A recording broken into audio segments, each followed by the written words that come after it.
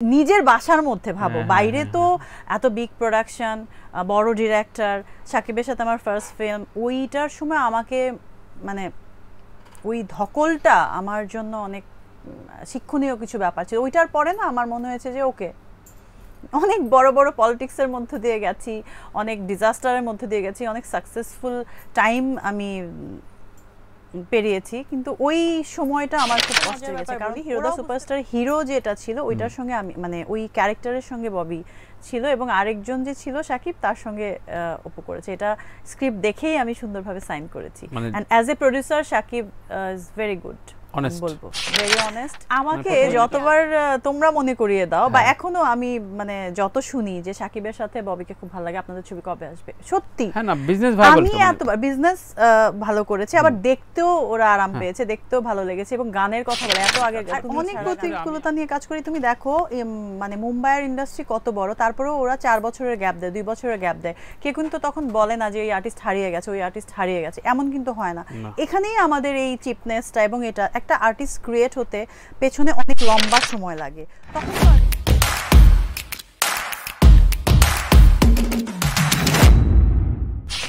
চাই ময়ূরাক্ষী ছবিটা বেশ আগে শুটিং এবং অনেকদিন আগে গোছানো ছবি, সুতরাং ছবির লোকেশন, ছবির এই যে গল্পটা নিয়ে বসা, এটা অনেক জায়গায় ভালো হয়েছে। তারপর একটু শুনতে চাই, আমার সাথে রাশিদ পলাশ নির্মাতা, ওর সাথে এটা নিশ্চয়ই প্রথম কাজ না, যখন ও পলাশ আসছে তখন গল্পটা আরেকটা গল্প শুনিয়েছিল, দেন ময়ূরাক্ষী শুনিয়েছে, তো বললো যে আমি একটার পর একটা করবো আর কি, কোনটা আগে করবো ওইটা দেখছি আর কি। তো ময়ূরাক্ষীটা স্টার্ট হয়ে গেল, এবং গল্পটা যখন আমি শুনলাম আমি ভাবছি মানে আমাকে নিয়ে কেউ তো এভাবে চিন্তা করেনি। কিছু জায়গাতে আমি বললাম না যে আমি আমাকে চিনতে পারছি না, যেটা ববি, আমি আমার মতো কাজ করি নাই তখন, আমি এটা বলতে পারবো। সো গল্পটা শোনার পর আমার মনে হলো যে না, ও অনেক বড়ভাবে চিন্তা করছে, অনেক বড় ড্রিম ওর, যে এরকম করব, এই করব, সে করব, এটা করব, ওটা করব। আমার এরকম খুব ভালো লাগে, মানে নতুন করে, আসলে আমাদেরকে তো নতুন করে প্রেজেন্ট করতে হবে মানে নিজেকে। আমি যদি একই টাইপের কাজ নিয়ে বারবার আসি, মানুষ তো বোর হয়ে যাবে, আমি নিজেই বোর হয়ে যাব, কোনো ইয়ে থাকবে না, মজা থাকবে না, ক্রিয়েটিভিটি থাকবে না। সো আমাকে যখন এরকম বললো যে এরকম করবে না, এই টাইপের হবে, ওই টাইপের হবে, আমার মনে হলো যে না, ও কিছু একটা তো করবে। এবং কাজটা যখন স্টার্ট করবো তার আগে কিন্তু আমরা অনেক প্র্যাকটিস করে নিয়েছি, এবং বলতে চাই আপনি কিন্তু ওই ক্যারেক্টারে থাকবেন, ওরকম ম্যানারিজম, ওরকম ইয়ে। সো আই ফিল লাইক যতদিন আমি করছি যে আমি ময়ূরাক্ষী নয়নতারা, একেবারে নয়নতারা, ববি না, তারা। অন দ্য সেট এখন দুই ধরনের অভিনেত্রী বা কাস্টিং পাওয়া যায়, মানে দেখা যায় যারা কমার্শিয়াল মুভি তোমরা সাকসেসফুল জার্নি হয়ে থাকে, তাদের নাকি অন দ্য সেট হ্যান্ডেল করতে অনেক অসুবিধা হয়। তো এরকম যখন দেখো যে ঠিক আছে গরিবী প্রোডাকশন, আমার সাথে ছাতা নিয়ে 5 জন বসবে না, 5 স্টারের পানি বা ডিনারটা পাবো না, মানে এরকম কোনো ব্যাপার থাকে কিনা?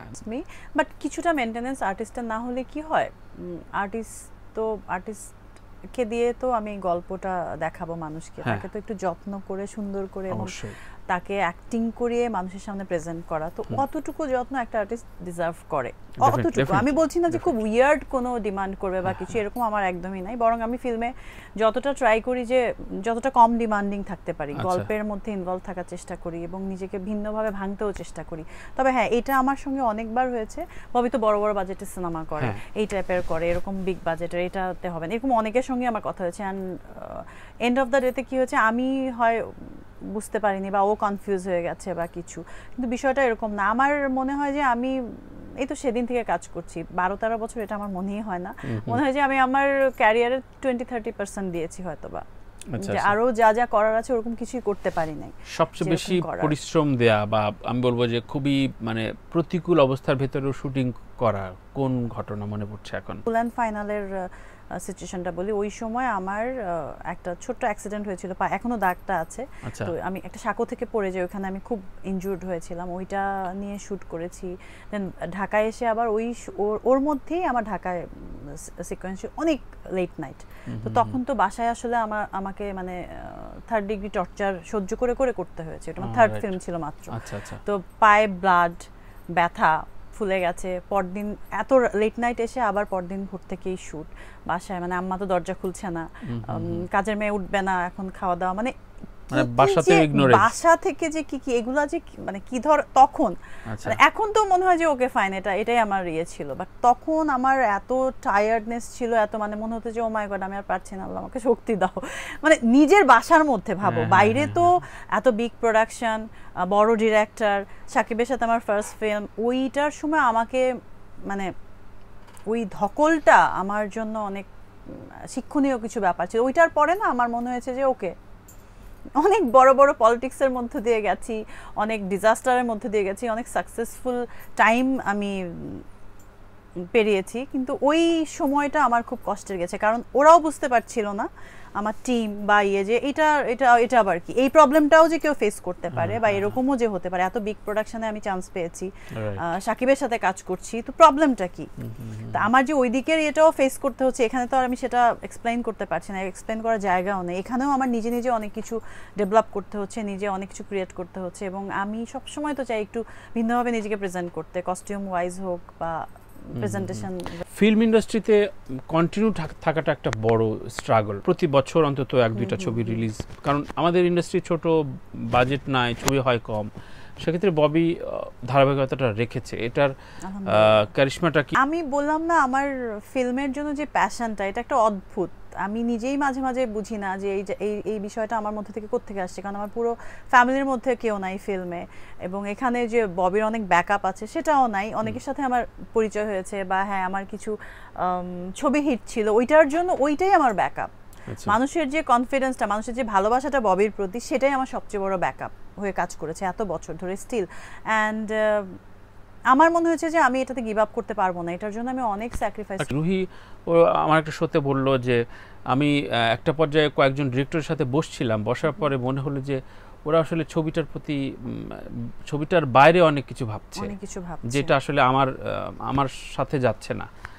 সুতরাং এই সব প্রতিকূলতা তো থাকে, মানে অফকোর্স আমি এটা অনেক আফটার কোভিড এটা আমি অনেকবার দেখেছি, অনেক ফেস করেছি, বাট আমি গিভ আপ করি নাই। ডিফারেন্সটা এটাই, এখানে কাজ করতে হলে প্রচন্ড পেশেন্স থাকতে হবে। বলে দাও যে আমি সিঙ্গেল, এটা অনেক, এটা একটা হতে পারে, বিয়ে শাদী করলে ঝামেলা হয়ে যেত, বিয়ে শাদী করলে ঝামেলা হয়ে যায় তো হয়তো, I don't know, I am not sure, but আমি বললাম না মেন্টাল স্ট্রেংথটা প্রচুর থাকতে হয়, হার্ড ওয়ার্কিং তো হতেই হবে, সবাই হার্ড ওয়ার্কিং, আমরা ইন্ডাস্ট্রিতে এভাবে টেকা যায় না, পেশেন্সটা অতিরিক্ত থাকতে হবে। অন্য সেক্টরে যত পেশেন্স, তার থেকে ডাবল পেশেন্স এখানে থাকতে হবে ফিল্মে, স্পেশালি আমাদের দেশে অনেক প্রতিকূলতা নিয়ে কাজ করি। তুমি দেখো মানে মুম্বাইয়ের ইন্ডাস্ট্রি কত বড়, তারপরেও ওরা 4 বছরের গ্যাপ দেয়, 2 বছরের গ্যাপ দেয়, কেউ কিন্তু তখন বলে না যে এই আর্টিস্ট হারিয়ে গেছে, ওই আর্টিস্ট হারিয়ে গেছে, এমন কিন্তু হয় না। এখানেই আমাদের এই চিপনেসটা, এবং এটা একটা আর্টিস্ট ক্রিয়েট হতে পেছনে অনেক লম্বা সময় লাগে, তখন তো আর্টিস্ট হারিয়ে যায় না, বা আর্টিস্টটা জন্মায় কিভাবে, তার ব্যাকগ্রাউন্ডে যতগুলো স্ট্রাগল আছে ওটা কেউ দেখে না, যখন সে সাকসেসফুল হয় তখন বলে ওইগুলো কথা, কিছু কিছু আসে। তো একটা আর্টিস্ট হারিয়ে যাওয়াটা না এত সোজা না, এটা আমাদের ব্যর্থতা, আমরা ওইভাবে ধরে রাখতে পারি না, বা ওরকম জায়গাগুলো ক্রিয়েট হয় না। এখানে টেকনিশিয়ানের অনেক অভাব, গল্পের অভাব, কিছু পজিটিভ মাইন্ডের অভাব, যে হ্যাঁ এটা আমরা এইভাবে করতে পারি, ওইভাবে কেউ কিছু কিছু পার্সোনাল জায়গা থাকে ছোট ছোট জিনিসের জন্য, ফিল্মের মতো একটা বড় জায়গা যেটাতে অনেক ক্ষতিগ্রস্ত হতে হয়। ছবি করতে গিয়ে নাকি বর্ষা এবং অপু বিশ্বাস দুজনের সাথে সম্পর্কের একটা অবনতি হয়েছে ববির? অবনতি বলবো না, আমার তো আমার প্রথম ছবিটার কথা বলি, বর্ষা, ওইটা আসলে ওদের পার্সোনাল কিছু সিচুয়েশন অ্যারাইজ হয়েছে, অনন্ত বর্ষার সম্পর্কে, হ্যাঁ ওনাদের, যেটা আমার মধ্যে তারপর আসলে ওইটা কন্টিনিউ হয়নি। বর্ষার সঙ্গে আমার মনে হয় একটা প্রোগ্রামেও দেখা হয়েছে, আমাকে ইনভাইট করেছে বাসায় যেতে, মানে কথাবার্তা একদম ওকে নরমাল, আমাকে টেক্সটও করেছিল কিছু, কি যেন দেখে কংগ্রেচুলেট করলো, ইয়ে করলো। সো আমার না ফরগেট অ্যান্ড ফরগিভ, আমি কোনো মানে কার্স নিয়ে আমি যদি কারোর জন্য রেগে থাকি, ওইটা কিন্তু আমার হেডেকটা বেশি হয়, আমার কষ্টটা বেশি জমে যায়। এর থেকে ভালো যে আমি নিজেকে ইমপ্রুভ করি, আমি কাজ করি, ডে বাই ডে মেবি এটা কোনোভাবে ডিক্রিজ হয়ে যাবে, আমার বিহেভিয়ারে বা সিচুয়েশন চেঞ্জ হয়ে যাবে, ওইটা নিয়ে বসে থাকাটা আমার জন্য অনেক ডিফিকাল্ট। অপুর সাথে বোধহয় একটা ছবিতে সাকিবের, মানে দুইটা ছবিতে আমরা ট্রায়াঙ্গেল ছিল, একটা ট্রায়াঙ্গেল ছিল, একটা সাকিব ডাবল রোল ছিল, সাকিবের নিজের প্রোডাকশন ছিল এটা। সো আফটার রাজত্ব, এটা তো খুবই রিস্কি, তখন তারা স্বামী স্ত্রী, সেখানে ববির সিকোয়েন্স কয়টা ছিল না। আমার একটা মজার ব্যাপার বলি, হিরো দা সুপারস্টার হিরো যেটা ছিল, ওইটার সঙ্গে আমি মানে ওই ক্যারেক্টারের সঙ্গে ববি ছিল, এবং আরেকজন যে ছিল সাকিব, তার সঙ্গে অপু করেছে। এটা স্ক্রিপ্ট দেখেই আমি সুন্দরভাবে সাইন করেছি, and as a producer Shakib is very good. বলবো ভেরি অনেস্ট। প্রথমে যেটা বলেছি ওইভাবেই মানে একেবারে ছবি মুক্তি হয়েছে, এন্ড পর্যন্ত ওইভাবে হয়েছে। That's true. বাইরে থেকে যে বলা হয় সিকোয়েন্স কেটে দেয়, না না না এটা কিছুটা হয়তো হতে পারে, ওইটা ডিরেক্টরের বিষয়, বাট আমি যা চেয়েছি বা যেভাবে আমাকে দেখিয়েছে যে এটা এরকম হবে, এভাবে রিলিজ হবে, সেভাবেই হয়েছে। 25 বছরের শাকিব খানের জার্নি সম্পর্কে কোয়ার্টিস ববি কি বলবে? My God, it's a big thing. And সবচেয়ে বড় ব্যাপার হচ্ছে তারও একটা বিষয় দেখি যে গিভ আপ করে না অ্যাজ এ আর্টিস্ট। সে নিজেকে ইমপ্রুভ করছে, যত কিছুই হোক না কেন। সবারই তো আপস অ্যান্ড ডাউন হয়, অনেক বড় বড় স্টারদের সাথে হয়, ওনার সাথেও হয়েছে, বাট সে এটা ডে বাই ডে এটা অন্য দিকে মুভ করছে, মানে কাজের দিকেই ফোকাসটা থাকছে আফটার অল এত কিছুর পরেও। এটা একটা দারুণ ব্যাপার শেখার। নিজেকে শাকিব খানের নায়িকা হিসেবে কততম সফল? অপু বিশ্বাস এগিয়ে না ববি এগিয়ে? ওরা এতগুলো ছবি একসাথে করেছে, ও মাই গড, আমি 7টা ছবি করেছি না 6টা। তো আমি একটা জিনিস, বুবলি আছে সংখ্যায় বেশি একটু, ওটা তো পার্সোনাল ব্যাপার না, ছবি প্রফেশনালি বলছি, বিয়ে শাদীর কথা বলছি না। আমাকে যতবার তোমরা মনে করিয়ে দাও বা এখনো আমি মানে যত শুনি যে শাকিবের সাথে ববিকে খুব ভালো লাগে, আপনাদের ছবি কবে আসবে, সত্যি হ্যাঁ না বিজনেস ভালো, আমি এতবার বিজনেস ভালো করেছে, আবার দেখতেও ওরা আরাম পেয়েছে, দেখতেও ভালো লেগেছে, এবং গানের কথা বলে এত আগের, এখনো মানুষ বলে রাজত্বর কথা বলে, তুমি ছাড়া গানটার কথা বলে, খুব মানে তোমরাই বারবার মনে করিয়ে দাও। সো এইটা তার মানে আমি সাকসেসফুল অ্যাজ এ হিরোইন তার সাথে। তো উপবাদ দিলাম, বুবলি না ববি কে বেশি সাকসেসফুল শাকিবের সাথে? বলো।